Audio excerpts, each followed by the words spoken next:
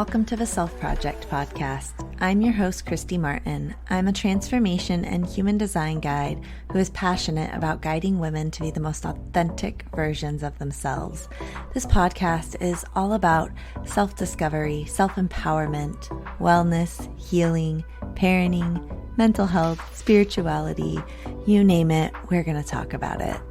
This podcast and this space is all about helping you along on your own self-project journey. So welcome. Let's sit back and we'll dive right in today.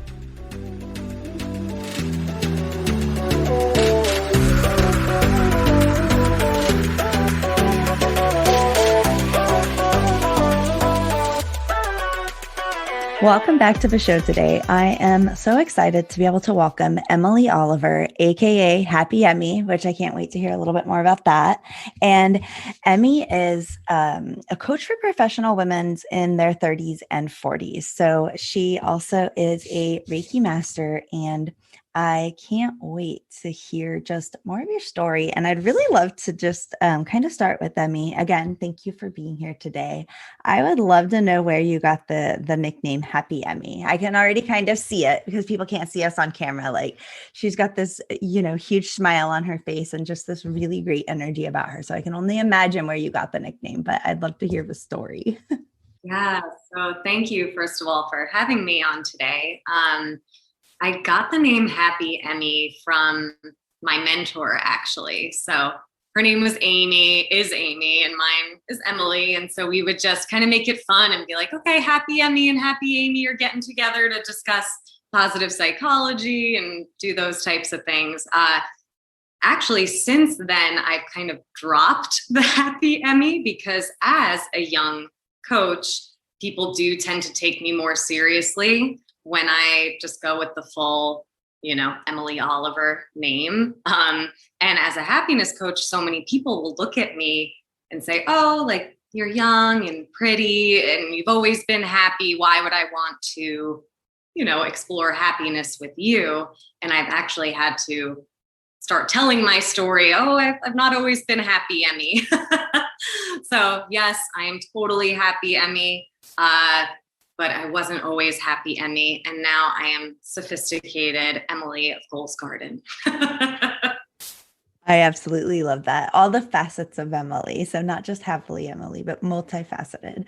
But I love that you bring up too, that it wasn't always this way, right? You see people look at you and they make this assumption that, you're young, like you haven't had life experiences or, whatever it is, that assumption that they make. So I would just kind of love to hear more. Like you said, it wasn't always this way for you. You just mind sharing a little bit more of your story with us?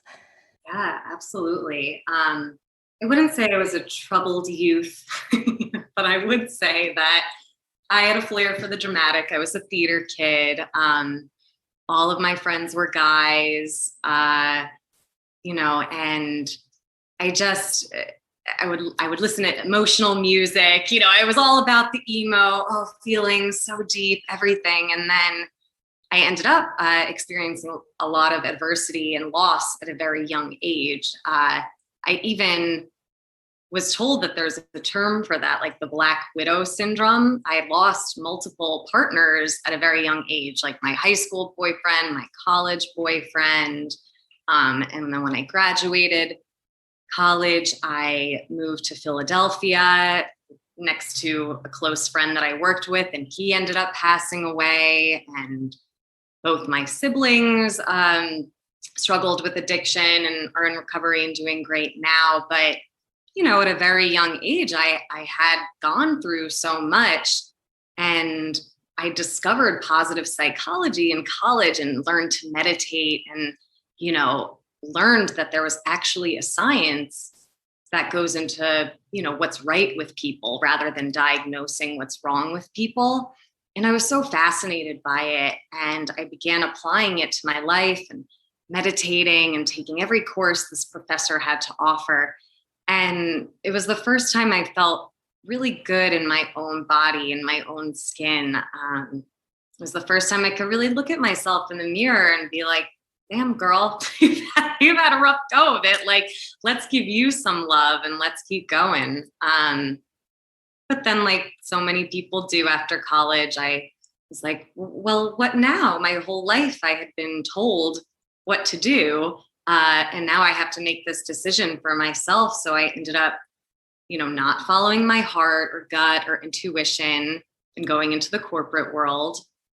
And 5 years into it, I quit. I was unfulfilled and I called it my quarter life crisis. I was like, I'm leaving. Uh, this isn't what makes me I'm going to go be a happiness coach. And as you can imagine, everybody thought I was nuts. So that's kind of the beginning to my story. And then I did it. I went and studied with Happiness for Humankind in San Francisco and was trained to give her the programs from that company, the Happiness Makeover, the Upward Spiral program. And then, as we do as entrepreneurs, you kind of find your own path and integrate what speaks to you to deliver what really fulfills you and where your passion is. So I absolutely love how you say, you took all these pieces of the things that like you learned, what resonated with you, what didn't, because that's exactly what we do as entrepreneurs. That's exactly how I feel like I've come about, my style of coaching and the different things that I incorporate as well. It's like, oh, I liked this piece of this. Well, what about, marrying it with this and how do we work it all together? So I absolutely love that. I also want to, touch on just first of all, saying thank you for sharing your story. Like you said, we don't realize when we first see somebody, we don't know their story. We don't know the things that they've been through, the experiences, the trauma that you've experienced in that, in losing partners, multiple partners like that. There's obviously trauma that's going to occur with that and healing that you've had to do around that. So thank you for sharing that so vulnerably with us. And like you said, you chose this route of happiness. It took a while to get there. I felt that way in my journey too. Like, it took me a long time to figure this out, but I'm figuring it out just the same as you are. And then we want to share this with everybody else. So one thing I kind of wanted to touch on is kind of circle back around to positive psychology. I wrote a little note about it and you talked about, I loved how you said this, I think you said the science of what's right and not like looking at what's wrong with us. Did I say that right? Yeah. Like 90% of psychology is kind of diagnosing mental illness, and positive psychology is mental wellness. It's okay. Where are our strengths? What makes us happy? Gratitude, like everything that goes into that was just so fascinating to me that this is actually a science. And if you use it, you can improve your life. Oh, right. The fact that, like you said, it's a science, because, I've heard of it as, or thought of it as like, mindfulness and things like this, but to know that there's an actual, like you said, a science for it of positive psychology. So, like you said, you learned that, you began applying it. What are some of the things that that really stood out for you, that you really started, was it like any methods or like tips that you really started applying that started changing your life? Yeah. So it's all about mindset, right? It's very hard to understand when you have a negative mindset that you feel like life is happening to you. The world is unkind to me. But when you start realizing, hey, I'm the one creating my environment, that's just a context of what I'm putting into my life. It's a really interesting shift. So when I began incorporating gratitude and appreciation, I just had so much more to be grateful for and to appreciate. And,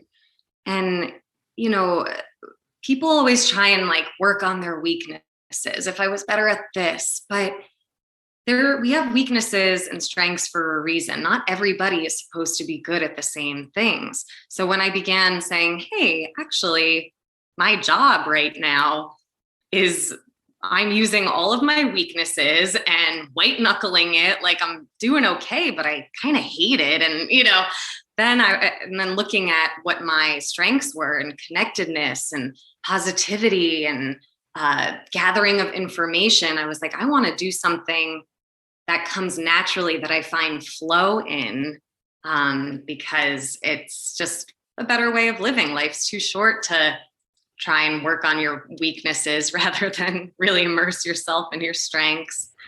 Such an interesting way to think about that, as you were speaking, how often, and I do this myself, like podcasting. When I first started, it was so awkward for me. Don't like public speaking. I trip over my words. I still do. I still lose my train of thought.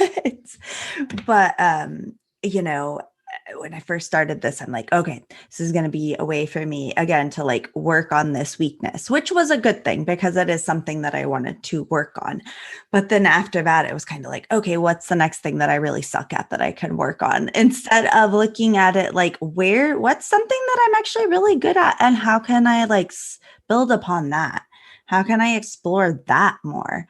Um, just like different avenues of that, or maybe I'm really good like with communication is the word that's coming up for me. Like I'm really good with like kind of like emotional communication, like with my kids. How can I explore more of that and bringing more of that into like our family, and then you know out into the world and whatever. I hope that's making sense. But I love that you bring that up though. Like you said, exploring more of what we're already good at instead of always looking at our weaknesses and thinking that we have to fix something.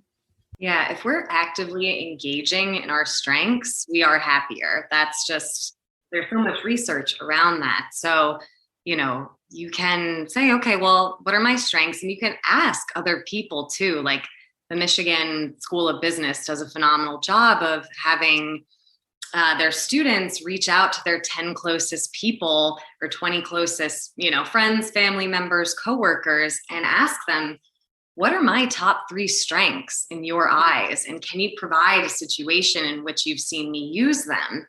And then it's not just coming from you, like, okay, like I'm kind and honest. And, if 10 people tell you you're brave, that's just data. Like if you don't believe it, if you don't see it in yourself, but everybody else sees it in you, you can kind of begin to wrap your head around it and say, you know what, I am brave. I am a loyal friend. I am funny, like, all of those types of things. And it's just so beautiful. So to answer your question before, I started actively engaging in my strengths. I began a gratitude practice, which has kind of morphed into like I love sending appreciation letters. I love just doing like a handwritten note of gratitude to somebody, or if it's their birthday or something, and just, gush all in it because one of my strengths is communication, and I just love making my friends and family cry. I'm the happiness coach who makes them all cry. No, and I'll just write like how grateful I am to them to have them in my life. And then I feel so good because I have done this thing that isn't like instant gratification because they're not going to receive it for a week or two. But I've uplifted my mood by doing this act of kindness, by expressing gratitude. And then, a couple of weeks later, I get a mood boost when they reach out to me like, oh my gosh, I just got your note. I needed that today. So strengths is 1, gratitude and kindness is 2. And then, just one of the most popular positive psychology exercises is the 3 good things method. So there's even an app for it called 3 Good Things, where you just record 3 good things that happen to you in your day. And I like to go the extra mile and say like how I contributed to it. So, I had a great workout today, and I contributed to it because I got my butt to the gym. My child had a great performance today, and I contributed to it because I, paid for those acting lessons or whatever it is, this is just such an amazing way to kind of grow your appreciation for your life and exercise that muscle, because the negative screams at you and the positive only whispers. And if you deliberately recall the positive, then you start noticing it more and more in your life, and you kind of tone down that negativity bias a little bit, because you know you're going to feel good and get that boost of dopamine or serotonin when you are thinking like, ooh, this is going to be on my list tonight. Like, this is an amazing thing. I absolutely love that. I do something similar. I've been calling it like a manifested list. And so it's like, all the great things that happen for the day. And it keeps me looking, just for the good things in the day. But I love how you take it a step further and like, how did I contribute to that? Because mine's just a simple like, oh, like this happened or this showed up or, whatever it is. But not taking into account what we might have done to be the catalyst for, that thing to appear in your life or whatever it is. But so I like that. I'm like, ooh, could I incorporate that into my nightly manifested list and how I contributed to it? Because then I also feel like that's really empowering for ourselves as well to look at and say, like, hey, I did this thing that, this action that contributed towards manifesting this opportunity that I wanted, or the day that I wanted to have, or that intention that I set, or Yeah, please incorporate it. right. So I really love that, just taking it a step further. So I would really love to know. So when you are coaching other women, like what are you kind of guiding them through? Like where are you taking them? I know that you're kind of guiding them to like these happiness, you say happiness makeovers, right? I love that. Just like, what's your process of taking them through this journey? If that question kind of makes sense. Yeah, it does. So I have different offerings, and the happiness makeover developed by Dr. Amy Cogé and Happiness for Humankind is the creme de la creme. It's you step into your empowerment, you experience frequent positive mood, you become more resilient, because that's the crux of sustainable happiness. So, like, how quick can you bounce back from adversity? And then the fourth step is contentment, and the fifth is bliss. So, working with women on this, people don't realize that there's something called the broaden and build theory of positive emotions. And this was developed by a positive psychologist, Barbara Fredrickson. And it states that the more positive emotions you have in your day, you're able to broaden and show up in the best way possible. So what does that mean? That means, if for every one negative emotion, you have three positive emotions, you're more readily able to access your tools to move through things, to like your eyesight even increases. Like, it's, how when something really negative happens and you almost have like a laser focus and you're like in fight or flight mode, and it's really hard to think about anything else. Almost the opposite happens when you're feeling really positive. You are able to show up in the best way possible because you're able to access all of your resources and broaden and build from there. So that was a little tangent on that. But working with me, the biggest thing I've noticed is when you can harness the present moment. So I'll ask my clients, like, what % of time are you in the moment? And on average, the average American is only in the moment 53% of the time. And this was Harvard research. So that means like half of your life, you're not really thinking about what it is you're doing.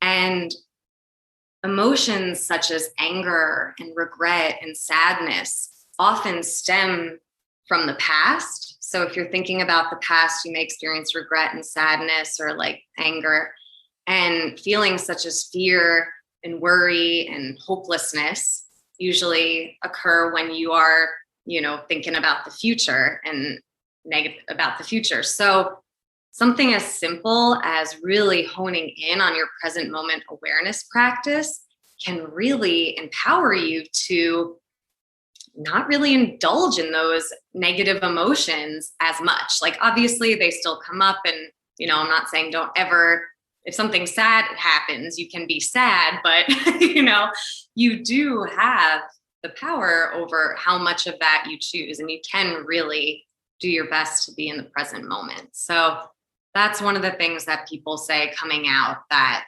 is a tool that they'll bring with them for life, and it gets you like half of your life back.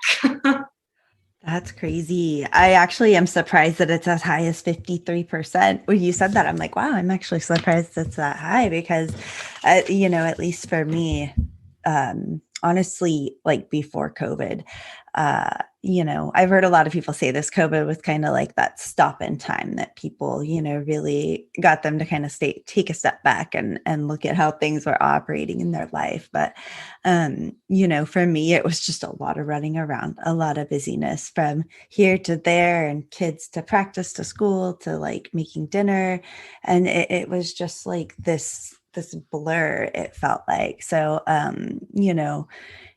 in which I could never be present in it because, again, I was always worrying about the future. Who needed to go where tomorrow? What did we need to get done? Like, where's your pants? Where's your shoes? Like, all of those things. So, yeah, I just kind of was like, wow, I'm surprised that it's actually that high. And it kind of made me chuckle. But, I love that I keep hearing this over and over again, just letting yourself get back to the present moment and just be involved in the present moment. And the funny thing that I've seen too is it seems our society has kind of pushed us away from that in a way. I'm just going to reflect on, like, we took a camping vacation this last weekend, and with my husband's job, sometimes he'll get calls or have to bring work home or things like this. But we'll be camping, and I'm like, you need that relaxation time to like be able to unplug, to be able to be present. But then it's like at the same time, sometimes he will say like, I feel like I can't be present or be fully unplugged because there's like this said expectation that we need to be on all the time, or we need to, be available, or something like that. I had a point that I was getting to with that and I kind of lost it. It's so sad. Like, on vacation, so many people say it takes a couple of days to get into it, and then that's a shame because it's over, and like, we're meant to exist in nature. So when we work all day in our offices doing this, and we go into nature, it's like, oh my gosh, this is so different, and you have to adjust to things. Just being at the point of the year that we're at, everything is an adjustment. I was just talking with I know, Brene Brown with her FFTs, her freaking first times, like, everything feels like an adjustment, instead of FOMO, it's FOGO, fear of going out. And, and we're like, oh my gosh, this feels like the first time. I'm an extrovert, but now I'm afraid of going out because my brain is like, danger, danger. And you're like, quiet brain. I know you're just doing your job, but we're safe here. Yes. Yes. So I just, I really hope that we could start seeing that shift and that swing, back away towards where we feel like we can be present. And there's not like a guilt or a worry or like just a lingering cloud or voice in the back of your head for actually being able to be present. I think that's the point I was trying to make. I'll wrap it back around. So like you said, you have several different programs, or is that correct? You work one-to-one with other women, but you have several programs that you do. Is that correct? Yes, it is. So I am a holistic happiness coach. So I provide a holistic framework to sustain happiness. So in addition to the coaching, I do reiki every other session for certain programs like the happiness makeover. because that's such an empowering tool, right? To be able to heal yourself and your own energy and release negative energy. So, it's a whole mind, body, spirit thing. So the cerebral coaching part is the mind. But as we know, our minds can be really negative. We have like 60,000 thoughts a day on average. 80% of them are negative and 90% are repetitive. So I actually tend to try and not go into the brain too much and kind of go into the heart space and say, what does your heart want? Follow your heart, follow what's within you, and do heart-based coaching. So I do Reiki as an integration. And then I also partner with Amari, the mental wellness company, which is the global leader in healing the gut-brain axis. So, most of your happy chemicals are produced in your gut, your dopamine, your serotonin, and us Americans, we got leaky gut. Like our guts are all sorts of messed up. And so if you can heal your gut, because people will say, okay, I have these tools, I'm feeling really empowered, I'm feeling really good, but my metabolism is slow, and so being able to address the whole body and kind of start fresh and reboot it is a beautiful way to really allow yourself to emerge with your best foot forward. I love that. I love that just more and more and more, we're seeing just more talking about more knowledge, all of that, of the gut brain connection. So I absolutely love that you are incorporating that to help teach people, because you said, I don't remember the exact statistic, but like we said, they found most of the nerves run from, the stomach up to the brain and not the other way around. So just the processes and the amounts of information that the gut processes and sends to us is incredible. So I love that you incorporate that. Right. And I partnered with this company because they talked about us having three brains, the feeling brain, which is your heart, the sensing brain, which is your gut, and the thinking brain, which is your actual brain. And I was like, oh my gosh, that's how I talk about it. So this is very much in alignment with what I do. And I love it. So if somebody was to want to come and work with you or come and follow you on social media, where are they able to find you at? Yeah, so my website is goalsgarden.com. I have the most fun with my Instagram. So goals_garden is my Instagram handle. And people can set up a free discovery session and kind of learn a little bit more about this. And I know in your show notes, I would love to offer a free guide to living in the moment that people can download as well. Awesome.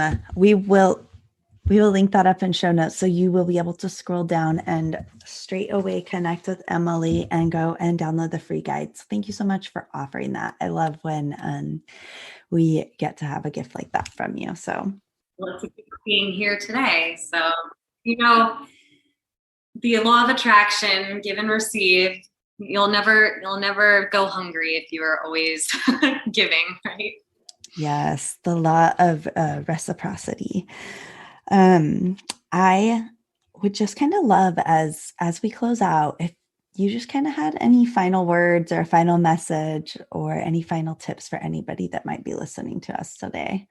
Yeah, my final message would just be to be kind to yourself. Start talking to yourself like you would talk to a friend or even a person you respect. So many of us don't realize how negative our self-talk is. And so I just love to, bring that up to people. Listen to the way you're speaking to yourself, because you might be listening.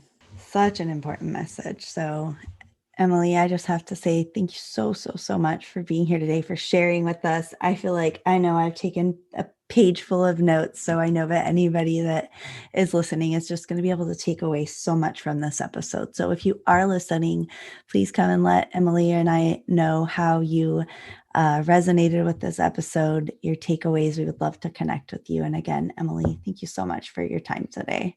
Thank you, Christy.